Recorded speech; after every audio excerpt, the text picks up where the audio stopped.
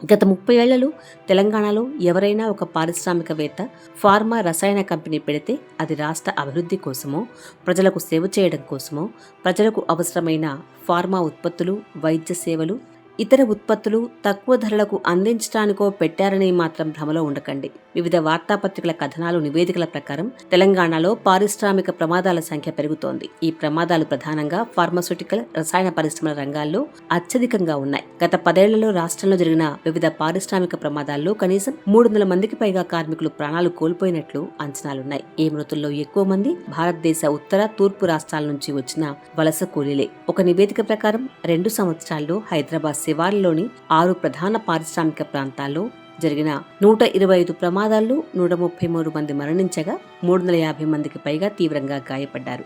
ఇటీవల కాలంలో అనేక భారీ ప్రమాదాలు జరిగాయి. ఇవి పారిశ్రామిక భద్రతా లోపాలను ఎత్తిచూపాయి. సంగారెడ్డి జిల్లాలోని పాసమైలారం పారిశ్రామిక వాడలో ఉన్న సిగాచి ఇండస్ట్రీస్ లిమిటెడ్ లో జూన్ 30న రియాక్టర్ పేలుడు జరిగింది.